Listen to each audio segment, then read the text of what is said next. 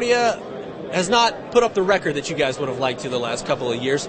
How do you carry that over to this season as motivation, and what are you looking forward to about this 2013 season to put more wins up on the board? Yeah, as a team, we definitely have a lot to work for this summer, and we've been working hard. We're out there trying to improve so we can have a lot of victories this season. And then we want to use this season as a building block for the postseason, because during the season we're playing a lot of bigger teams, so I mean it's a good experience for us, but once playoffs come we're playing teams our size, and that's a great opportunity for us to be successful and go deep in the playoffs. And Coach was saying Concordia, especially when you play in the SAC, depth is always a concern when you're one of the smaller schools in the SAC, but he said he's really been impressed with the depth this year. Is that what you see out there? Yeah, you see it in practice, just the scout team, they're a lot better, and you see a lot of the young guys stepping up and making plays, so it's great to see.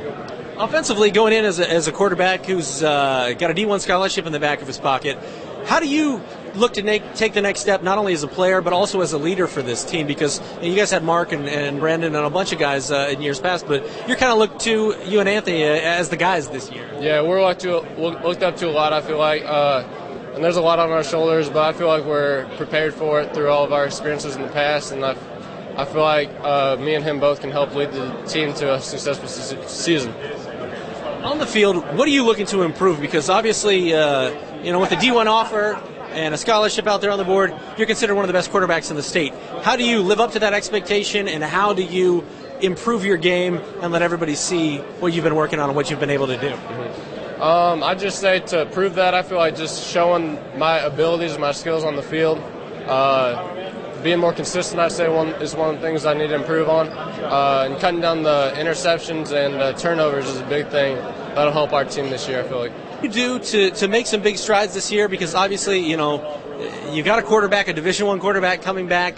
What are you going to do to roll over and make some improvements here this coming season? Well, we will rely heavily on our seniors. There's probably 10 to 14 of them that provide for us sometimes unusual depth. Concordia doesn't always have 10 to 14 seniors who can provide that for us. So we'll rely on those guys to provide leadership. You mentioned David, starts with him. We had just talked about Tony Perugini, starts with him, and then a bunch of the other guys too. These guys have played, some of them, this will be their fourth year of varsity football. That's invaluable experience.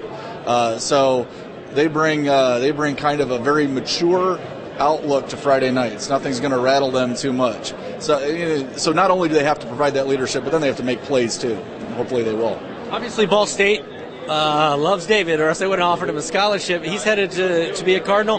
What is it about him as a quarterback that makes him a good fit, and how do you look to him to be, you had Mark Rogers and some other guys last year, to be a real leader for this team?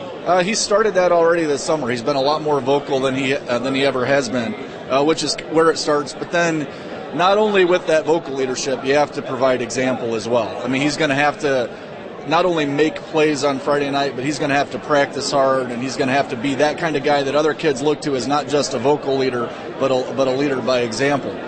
David can make all the throws. It's a great thing as a coach to see. So you're never in a position as a coach where you think to yourself, well, I mean, I don't know, can we run this route here? Yeah, we can. And we've got a set of receivers who can catch the ball.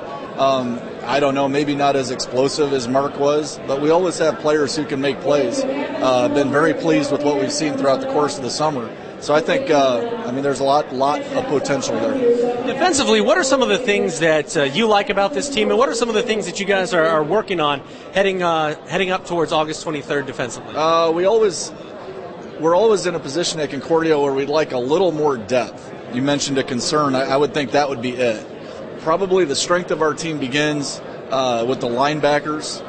They're physical football players who can step up and generally stop the run pretty well. And our secondary returns several guys also. Defensive line will be an area where we've got some new kids that we're going to have to plug in there. But it all starts with the run, stopping the run. Can we stop the run? Can we affect turnovers? Can we get the ball for our offense? If we can do that, then we have a chance to compete. Those were two areas last year defensively, and then even offensively, our turnover ratio was abysmal. I mean, we gave the ball away too much and didn't get the ball back.